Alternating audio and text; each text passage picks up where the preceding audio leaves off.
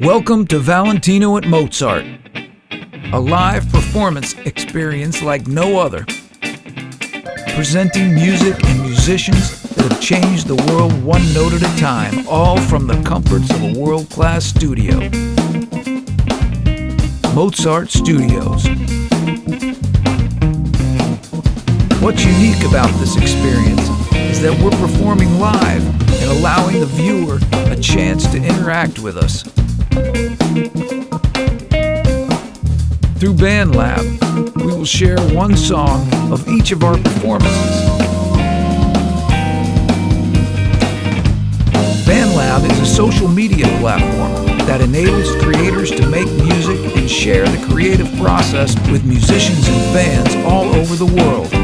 And it's completely free. Also, we'll be donating a portion of today's proceeds to the Burn Advocates Network, helping victims of burn injuries around the globe. Featuring the Valentino at Mozart Band with Tomoko Ono and Matt King. And today's featured performer, Raghav Mehrotra. Now, on to the show.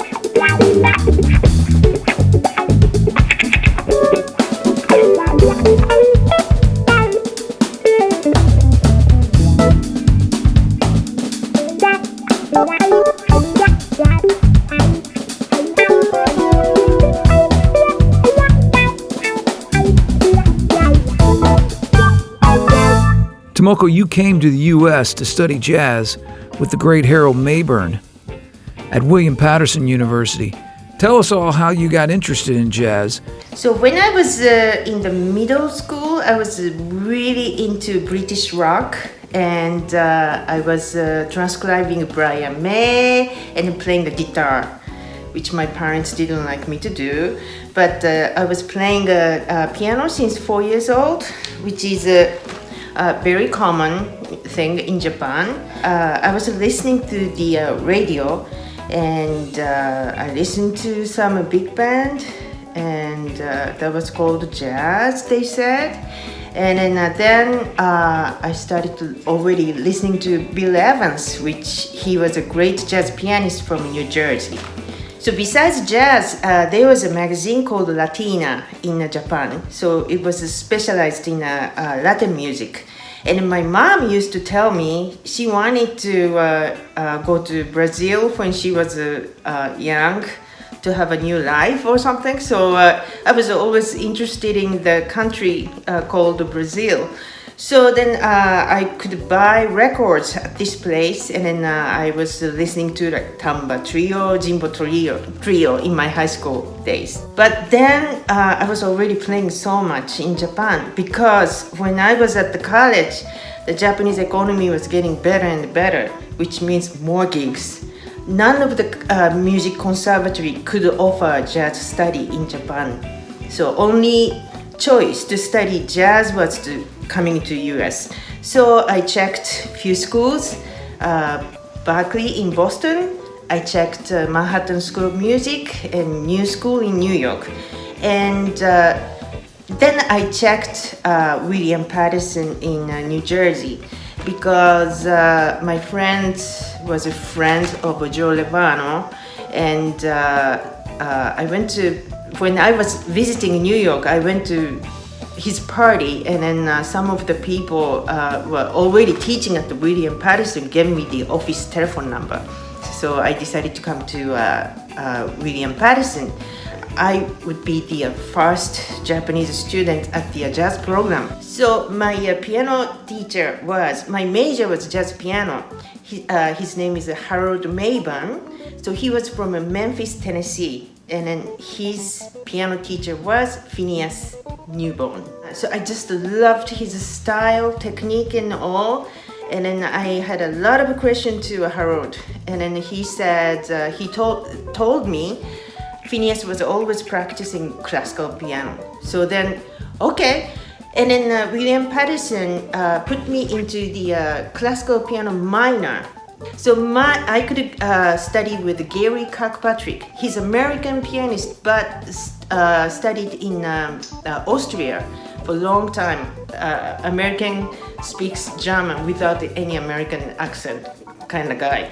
So he told me about the really detailed technique.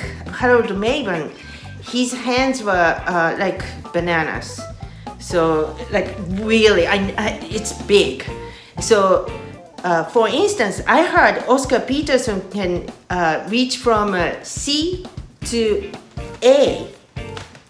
So it's like C to C is 1 octave, A above that C. So that's the size of the hands. And then Harold was really tall.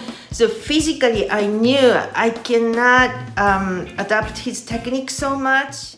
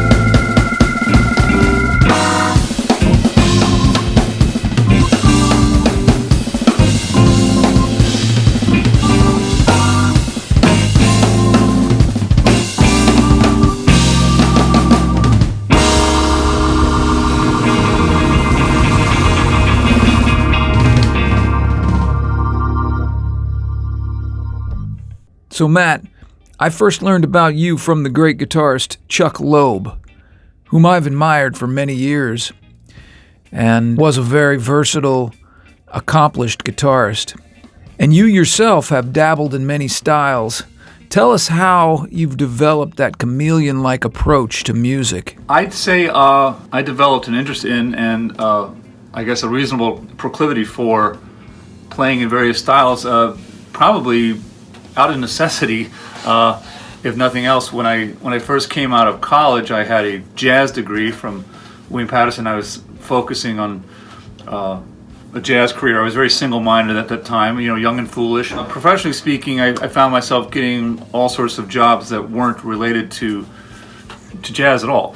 I had no problem freelancing. I wanted to, make a decent living and have a house someday and cars to drive around and things like that. So I think it was a matter of practicality for me to become very versatile and absorb a lot of different styles of music and spread myself around and learn whatever I could learn and network with whoever I could network with within the jazz world and outside the jazz world. So that's why. As I freelanced more, I actually developed, I'd say, a greater understanding and actually more affinity for, actually enjoyed playing different kinds of music more and more. I always come back to jazz. I always come back to Brazilian music. I always come back to funk and fusion. Those are my home base. But everything else informs me, I think, and enriches me as a musician just from the freelancing, which, as I said, basically was a matter of practicality. I wanted to make a living playing music and not have to have a day job. So in my case, that meant being diverse and being versatile and being flexible. So what would you say to the musician coming up today? Well, I'd say you have to be true to yourself as an artist. If you feel like playing a certain kind of music is compromising you as an artist, if it's hurting your image, if you're working on an image or being perceived a certain way by a certain group of musicians, you have to make your own personal choices. For me, I always felt like if I was doing the best job I could possibly do and I was working with the best, if they're best rock musicians or if they were the best reggae musicians or whatever they were, I felt that could only enrich me personally and musically. Some people like to draw a line, as did some of my colleagues just out of college. Some of my colleagues drew a line and said, no, I'm going to do this kind of stuff, but I'm not going to do this kind of stuff. And they compartmentalized. And some of them survived and have done very well, and some of them, a few years down the road ended up having day jobs and don't play music anymore. These are things to think about for anyone going out there in today's market. It's very competitive. There's a lot of talent out there, a lot of young talent, but there's a lot of old talent too, and there's a lot in between. It's something to be aware of, just the reality of making a living as a musician. And I was never even one of these guys that got too far into like composing and arranging and doing soundtracks and MIDI studio and that kind of thing. That's a whole other branch that you can think about doing. Some people don't want to do that. No, I'm just a performer. If you may or may not have the luxury of just being a performer, you may be at a computer doing a lot of stuff online, especially now as we're recording this video with a global pandemic and music venues shut down around the world. Again, that's something to think about. You want to be a performer? All right, will you be able to make a living as a performer? It's a very practical question right now. Matt, I don't know about you, but when I was coming up, I was told to specialize, get really proficient at what you do. Maybe sing. Now we have multi-instrumentalists like Jacob Collier popping up. Well, the more the merrier. Jacob Collier is a great example of a guy who's just completely self-contained. He's his own band, he's his own videographer, his own producer, his own arranger. Not all of us have that kind of talent. I'm still trying to figure out how to play this thing after 40-some years. But yeah, I mean, the more you can do, obviously, the better. You want to have as many tools in your arsenal, weapons in your arsenal? Tools in your tool belt, whatever. You get the analogy. You want to have as many things at your disposal that you can. So yeah, being a multi-instrumentalist is certainly great. One thing that opened up some doors for me, I'm going to say 15 years ago, I had a good friend of mine forced me to start singing on gigs. We would do duos and he would do all those things like, Matt, why don't you sing? Oh no, I'm not a singer. Matt, why don't you sing? My mom was a singer. I don't know why it was so foreign to me. He's like, no, I play the piano. That's what I do. There's other singers. He gave me a microphone and a mic stand for Christmas. He said, bring it to the next gig and sing something. He roped me into it and guilted me into it. So now I started singing and I found out that I loved it. And actually I found out that people didn't actually walk out of the room. Sometimes they'd come up and say, hey, you have a good voice. I'd be like, wow, thank you. I didn't work on that at all. But so that opened up doors just like for me now doing singing gigs. Oh, you sing? And all of a sudden like other people are calling me now because they know I can sing. So the more the merrier. Learn as many instruments as you can, sing, learn to compose, learn to arrange, learn how to do stuff on the MIDI studio, learn how to produce. Sometimes they say less is more, but I think these days more is more.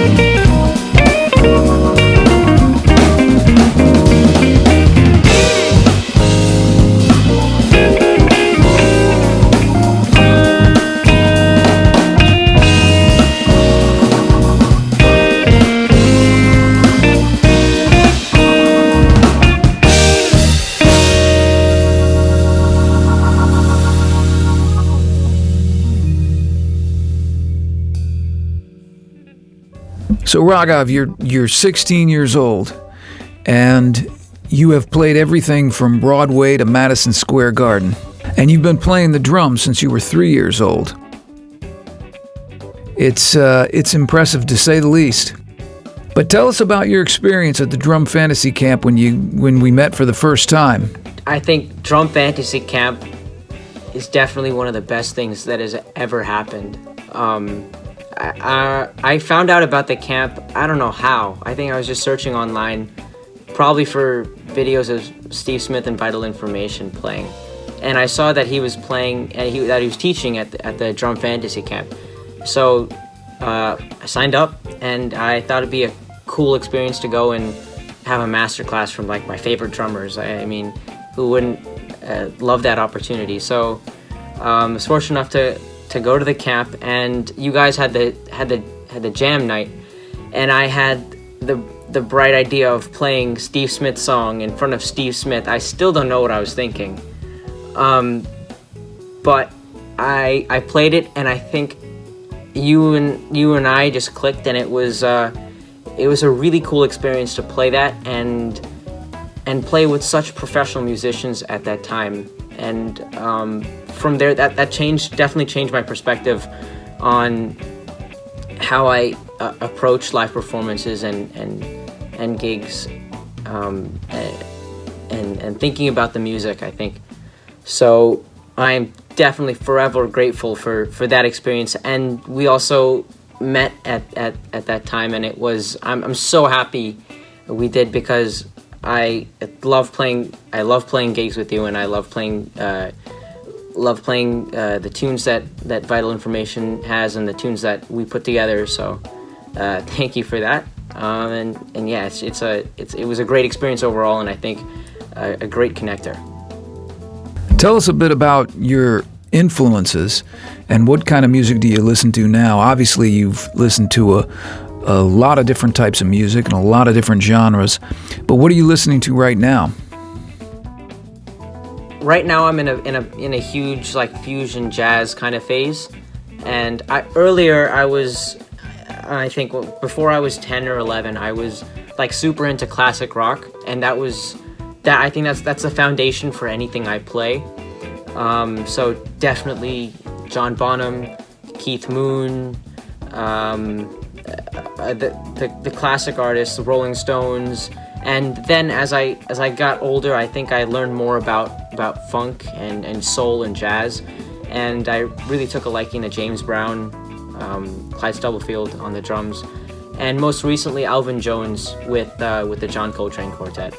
And Elvin Jones, I think, has had the most profound impact on my playing because of the way he treats each part of the drum as a separate instrument, especially the ride cymbal, how he creates a time, not only a time, but uses that as the driving force of the band, not just to stay in the back and feature the soloist, but use it as a conversational tool. So that's something that I love to listen for and love to study every time I listen to it. So how would you go about introducing some of your friends, your peers, for instance, to the music you love? I think there are a lot of bridges between like the old classic jazz and even the new pop. So I don't know how I would introduce jazz to someone who's listening to, like, I don't know, Lil Wayne or someone like that, but I have no idea how I would do it there. But I think if you were to go from Lil Wayne to someone like Anderson .Paak, who's a little bit more funk influence, he still raps, but he's more funk influence. He's a drummer himself, and then you see who Anderson .Paak associates with, and you listen to their music. Like, I guess Thundercat is one other person, and you dig deeper into who Thundercat was influenced by. I think he loves this album. He told me he loves Soothsayer, the Wayne Shorter album. So you say, oh wait, well, why does he love this album? And you listen to Soothsayer. I think that's just exploring people's influences is a great way to get into the history of music, and that's how I'd characterize my listening. It's all listening to the history of things and learning from what others did, and I guess building on them.